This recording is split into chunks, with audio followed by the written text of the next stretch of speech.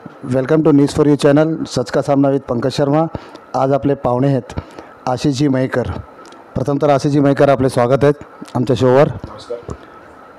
हे दक्षिण मुंबईतल्या कुंभारवाडा क्षेत्रात हे रहिवासी आहेत आणि काही राजनीतिक पार्टीसोबतही हे कार्यरत आहेत आणि त्यावरून आता जो विशेष कुंभारवाडा ज्या परिसरामध्ये हे राहत आहेत तर एक समिती ह्यांनी कुठेतरी काही मित्रांनी मिळून किंवा इथल्या रहिवाशांना एकत्र करून या लोकांनी गठीत केली आहे। आपण त्यांच्याशी चर्चा करूया त्या समितीवर। आशिषजी, नुकतंच काहीतरी तुम्ही समिती गठीत करण्याच्या मार्गावर आहेत, थोडंसं जरा व्ह्यूअर्सला त्याबद्दल जानकारी द्यावी। नमस्कार, मी आशिष रवींद्र मयेकर, राहणार गिरगाव कुंभारवाडा। पंकजजींनी ज्याप्रमाणे हा विषयाला सुरुवात केली त्या अनुषंगाने मी थोडीशी माहिती आपल्याला देतो। कुंभारवाडा पुनर्विकास सामूहिक पुनर्विकास समिती म्हणून आम्ही एक समिती गठीत केलेली आहे। त्याचा ध्येय उद्देश असा असेल की हा जो आमचा कुंभारवाडा विभाग आहे जवळजवळ 100 वर्षाहून अधिक जुना विभाग आहे। जुन्या इमारती आहेत, रहिवाशी फार पूर्वीपासून 3-3, 4-4 पिढ्या या विभागात राहत आहेत। इवन आम्ही पण 4थी पिढी या कुंभारवाड्यात आम्ही राहतो। तर त्या अनुषंगाने आज संपूर्ण मुंबईमध्ये आपण पाहत असाल तर पुनर्विकासाचे वारे सगळीकडे वाहत आहेत।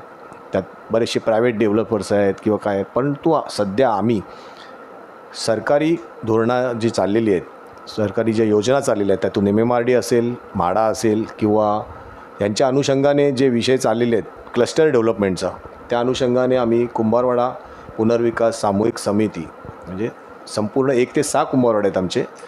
अखिल कुंभारवाडा पुनर्विकास समितीच्या नावाने आम्ही एक सामूहिक समिती गठीत केलेली आहे आणि त्या अनुषंगाने आम्ही आता वाटचाल करत पुढे चाललो आहोत। आपण यामध्ये काय आता सध्याला कुठल्या पोझिशन म्हणजे असं घेऊन अध्यक्ष उपाध्यक्ष म्हणजे नक्की काय आहे त्याच्यावर?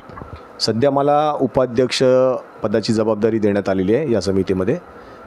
थोडं अध्यक्षांचं जरा नाव घेतलं तर? आमचे अध्यक्ष सन्मान्य श्री तुकारामजी राऊत हे अध्यक्षपदावर आहेत। मी आशिष रवींद्र मयेकर उपाध्यक्ष आणि श्री संदीप सणस हे आमचे सचिव म्हणून आम्ही या पदांवर कार्यरत आहोत।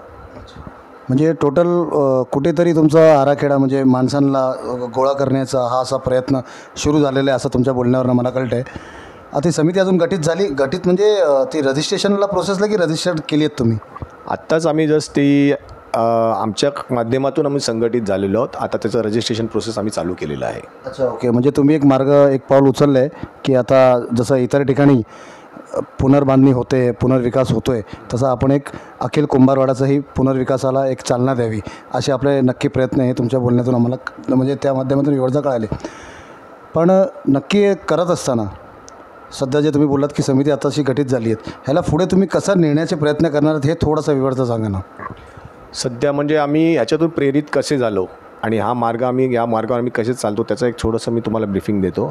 सध्यामध्ये आता जे नवीन अधिवेशन म्हणजे हिवाळी अधिवेशन जे झालं त्या अधिवेशनामध्ये सन्माननीय प्रवीण दरेकर साहेबांनी जो लक्षवेधीमध्ये प्रश्न मांडला होता, म्हणजे एक मागणी केली होती आणि ती खरंच आम्हाला अशी उल्लेखनीय वाटली की आज एवढ्या वर्षानंतर कुठल्या तरी एका लोकप्रतिनिधींनी महाराष्ट्र राज्याच्या अधिवेशनामध्ये आणि मुख्यतः लक्षवेधीमध्ये हा विषय मांडला आणि तो विषय आमच्या जिव्हाळ्याचा होता, अर्थात आमच्या विभागाचा होता। संपूर्ण दक्षिण मुंबईचा विचार करत असताना प्रवीणजींनी जे विषय मांडले त्याची व्हिडिओही आम्ही सगळ्या रहिवाशांकडे फॉरवर्ड केलेली आहे की खरंच की एका लोकप्रतिनिधींनी पोटतिडकीने ह्या विभागाचा विषय मुख्यमंत्री, उपमुख्यमंत्री, गृहनिर्माण यांच्यासमोर म्हणजे संपूर्ण सदनाच्या समोर मांडला आणि त्यातून असणाऱ्या क्वेरीज काही आहेत, कशा प्रकारे लोक इथे राहत आहेत, त्यांच्याकडे आलेले काही पत्रव्यवहार असतील, कारण की प्रवीणजींचा त्याच्याबद्दलचा अभ्यास फार दांडगा याच्यातून आम्हाला दर्शनात आलं आणि आमच्या गिरगाव विभागातील असतील किंवा चिरा बाजार इथले सगळ्या रहिवाशांनी त्यांची भेट घेतली होती, हा विषय त्यांनी मांडावा आणि खरंच त्यांनी लक्षवेधीमध्ये हा विषय मांडला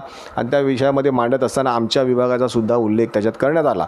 त्यामुळे जर हा विषय तिथपर्यंत पोचलेला आहे आणि त्याच्यानंतर झालेल्या सन्माननीय एकनाथजी शिंदेसाहेबांनी त्याला जे उत्तर दिलेलं आहे ते अगदी सकारात्मक उत्तर होतं आणि एकदम पॉझिटिव्हली त्यांनी या गोष्टीसाठी आम्हाला दुजोरा दिलेला आहे। म्हणजे एका रहिवाशांना एक आत्मविश्वास वाढला की हो, आता आमचा विभागही पुनर्विकास आम्ही करू शकतो। हा आत्मविश्वास जेव्हा आम्हाला त्या गोष्टीतून दिसण्यात आला त्यानंतर आम्ही स्वतःहून या गोष्टीकडे पाऊल उचललं की आता जर सरकारने ही गोष्टी पाऊल उचललेलं आहे तर त्या अनुषंगाने आम्ही ह्याच्यासाठी काय करू शकतो। जर आम्हाला पुनर्विकास जर करायचा असेल तर आम्हाला पुढाकार घेणं गरजेचं आहे। म्हणून आम्ही स्थानिकच आहोत. मी पण इथेच राहणार आहे आणि जे पण पदाधिकारी आहेत, कार्यकर्ते आहेत, ते आमच्या संपूर्ण 1 ते 6 कुंभारवाड्यामधलेच आहेत. तर आम्ही आमची एक समिती बनवण्याचा विचार केला. त्यानंतर आम्ही आमचे जे काही प्रश्न आहेत किंवा काय आहेत, कारण की हा विषय आमच्यासाठी नवीन आहे. कारण की क्लस्टर डेव्हलपमेंट किंवा काय, किंवा आम्ही या फील्डमधले नाही आहोत. आम्ही वेगवेगळ्या क्षेत्रातून कामं करणार आहोत. मी पण राजकीय क्षेत्रामध्ये काही जबाबदाऱ्या घेतो. मी महाराष्ट्र नवनिर्माण सेनेचा इथला माजी शाखाध्यक्षही होतो.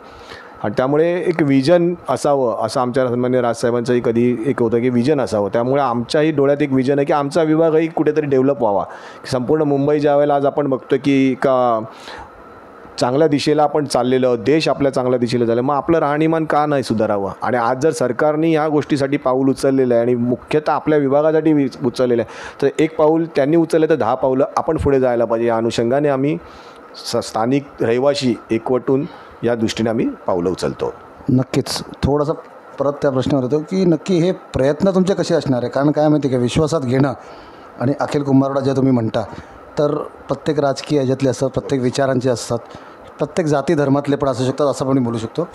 या सर्वांना एकत्रित करणं सुरुवात केली तुम्ही ज्या प्रेरणे भावने सांगितल्या आणि ज्या विचाराने ज्या विजनने तुम्ही सांगितलं, तर नक्की सुंदर आहे. कोणीतरी पाऊल पुढे घेणं गरजेचं आहे. आणि या सर्वांना तुम्ही एका छत खाली कसं आणणार हे थोडंसं.